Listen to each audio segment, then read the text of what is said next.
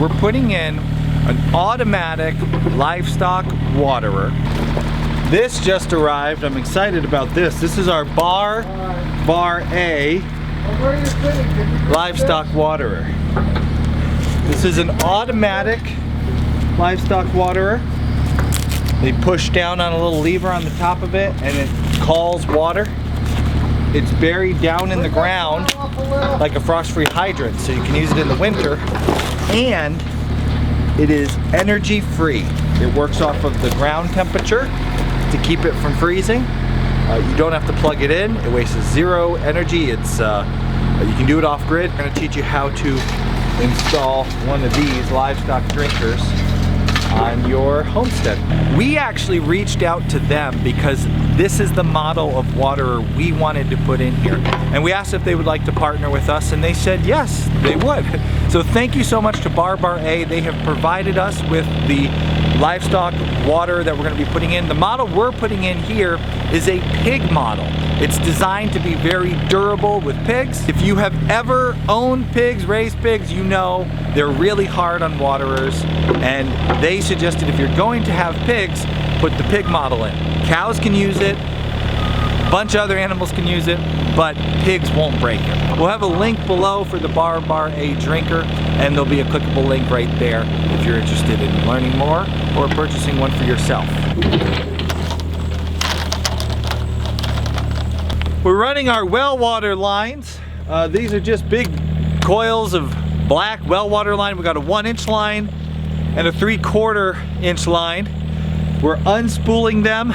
You don't want to kink these lines, so you got to go nice and slow and easy. And we're going to kind of bed them as we go so that they stay in place as we unroll them. You have to be real careful unrolling these because they can kink easy in the cold, and you got to cut them and splice them together. You don't want to make more work for yourself. Just going to go slow and steady. And we got our trench dug about 4 feet the whole way. You two stop it. Get out of here.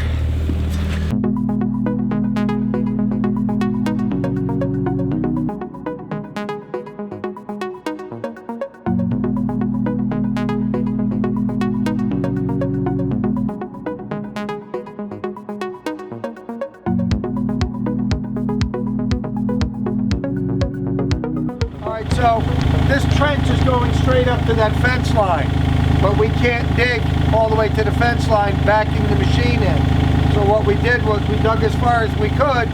Now I'm going to come back here over the open part of the trench, and I'm going to jump over it and straddle it. It's a little risky. You have to crawl in slow. You put your boom down, and you just walk in slowly, and you sort of bridge the trench. And I put my blade out in front of me, so when I get over there, it's like having a hand out in front of you. When I get where I want to be, I'll just drop that blade down, and that'll lift me up off the trench. So I'm hung here by the blade in the back of the machine. Now I can swing back over and pull this trench the rest of the way.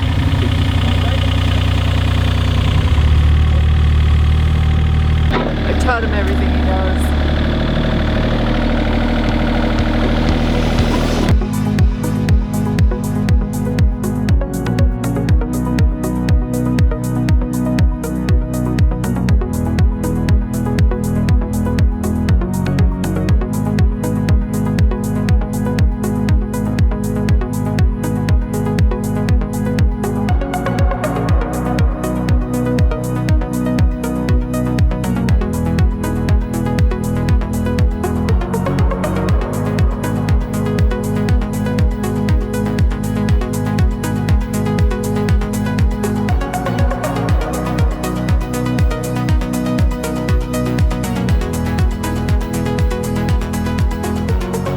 To install one of these Bar A waterers, you obviously need a water line run to your location, and we've shown this in previous videos. We have a well house back there. It's an old apple barn. It was used to store apples back when there was an orchard here. From that house, we have run a trench, which you can see behind me here. We've run the trench. We're running water lines, which are actually going to be finished installed while we do this project. So you'll want to bury water lines. We use the black well pipe, which you can just get at any big box store. We used a 3/4 inch line to feed this drinker.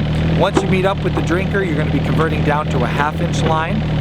But to feed it, a 3/4 line will have more pressure, more water, so we decided to go with that. Now we're digging a hole with a mini excavator. You can rent these, so if you're gonna DIY this, you can rent a mini excavator for a day. If you're not digging a very long well line, you could dig for the drinker in a day. It wouldn't take you that long. And we're gonna be digging 40 inches down for the unit, and then 16 inches beneath that is where our gravel field is gonna be for the water that drains out the bottom of the Barbar A drinker.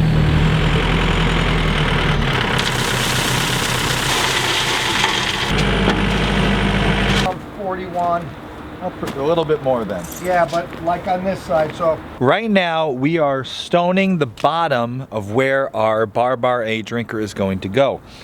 We want to have 16 inches of gravel and at least 4 feet long of a 16-inch deep field. And what that's for, when the water comes up from the well, when the animal pushes its nose down on the drinker, as soon as the animal releases, there's water up top that would freeze. It has to drain down back into the soil, and that's why you want to make sure you have a gravel field at the bottom, so that the water has a place to go every time it has to drain. If you just were to put this on top of soil, it would get gunked up and it wouldn't work right. So make sure you put a big gravel drain, 16 inches deep, by at least 4 feet long, and if you have poor draining soil, even further would be better. And then you rest your drinker on top of that.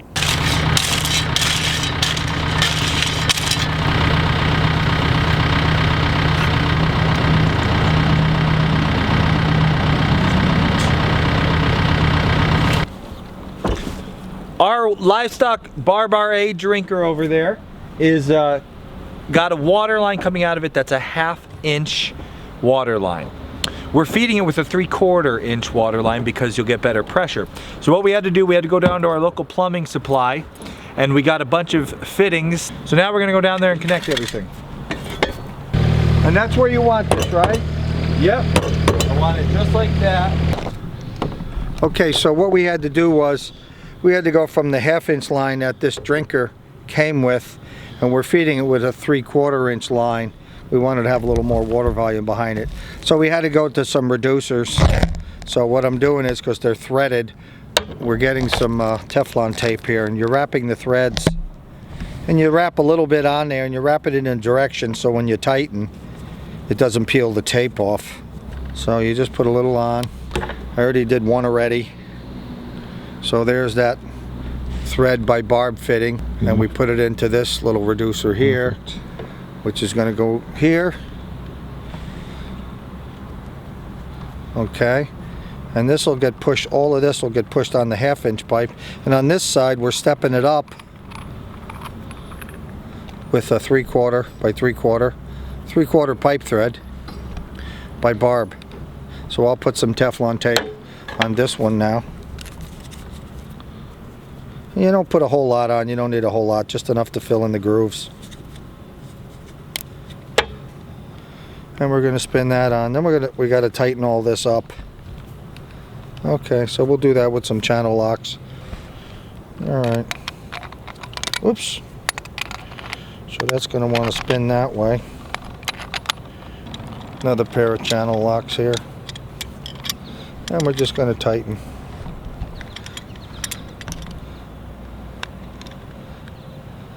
We're just sucking it down. And you don't have to go crazy with it, you snug it up. Now you notice that this small one stopped turning, and it's starting to turn the next bushing. I don't know if you can see it with all the Teflon tape, but you see the next one is turning. Alright. Be nice to have this in a vise somewhere where it's not flopping all around, but this is what we have out here. That's pretty good right there. Now I'm going to grab the next size up. I'm going to turn that. That's pretty snug too. Oh. Maybe you could edit out all this wasted time here. That's good and tight there. Now we're going to sock this one in. That's pretty good for water. Alright, now this side here we'll push on. Yeah, we slid our radiator clamps on there, back there, so they're there. Then we're going to take a torch. We're going to heat this a little bit. Just put a little bit of heat to it, softens it. You want to move it a lot. You don't want to have it sitting in one spot. It'll weaken the pipe too much. So that's probably enough for that. All right, we'll squeeze this in. See how easy it goes? See how it went right in? Just as far as the where you. Oh, that's great, yeah. All right, now we'll tighten these down. And we're double clamping it next to it. Tighten that up. And you want these snug, but you don't want to overdo it with these either, because you can strip these out. You can get them too tight and rip the threads right out of them. So you gotta kind of snug it. That's pretty good right there. I just have the feel. So now we're gonna squeeze this one in. I don't know if it's on camera yet or not, but I laid this out and I measured where it needed to be and I pre-cut it. All right. So I'm gonna do the same thing. I'm gonna slip some clamps on, back on this.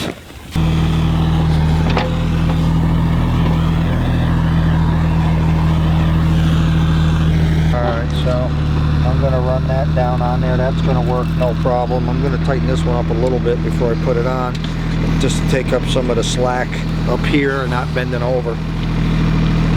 Bring that down a bunch. That could go a bunch more. Alright.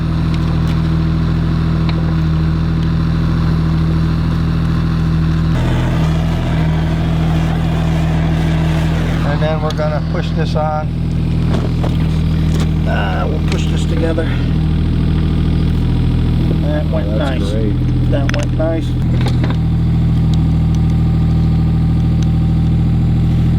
There's one, I snugged it.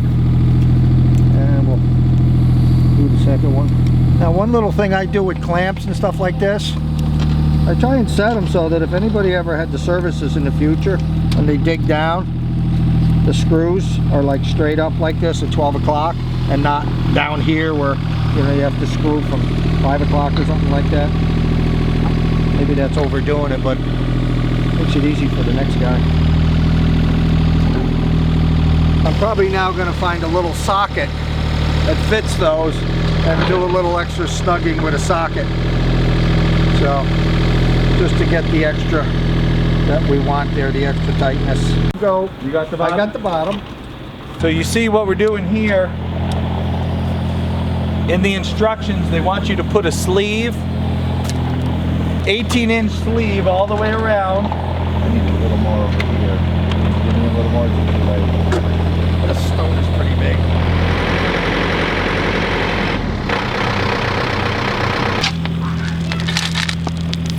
I'll hold this evenly around it. Don't load it up too much. Just keep going all around like this. Some in the front. Some in the front now. Just the important thing is when we backfill the whole thing, that we're nice and level here. Well, we're almost halfway, so.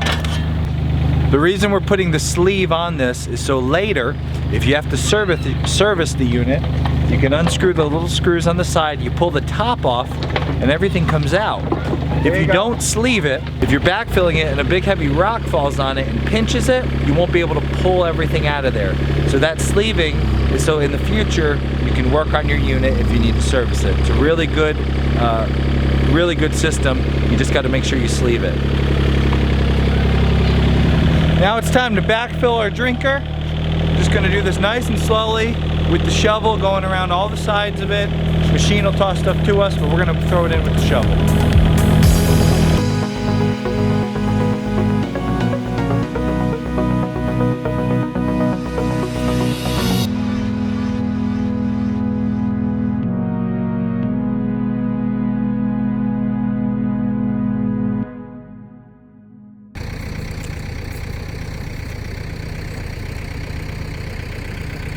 There you go. Push down. This is Luna's very first drink. I was just over here splashing. She picked up on the splashing and There she goes. She's figured out the water already. I didn't even have my camera gear this morning. We were just getting rolling. I just splashed around a little bit in the water. The girls are thirsty. They didn't have water yesterday because we're trying to train them, so we needed to let them get thirsty. So yesterday morning we took the water away and we were trying to get them to get thirsty.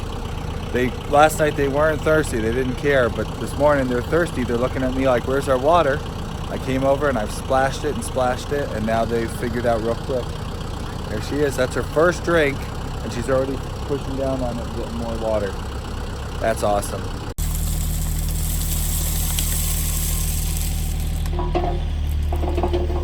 Our cows love their new waterer. We love it even more because it has eliminated an entire winter chore, winter water, and it's even improved the summer water, as there will never be any algae or mosquitoes in the cow's water ever again. This thing is amazing. That's why we named it the 2019 Gear of the Year winner in our Gear of the Year series. You can click this video to watch the full review of how it's working out on the farm. And if you're interested in purchasing one, click here to go to the Bar A website. If you do purchase one, please let them know you heard about it on Homesteady. That does us a big favor. And if you do buy one, trust me, you're gonna love it. That's awesome. That's Ladybug's first drink so far.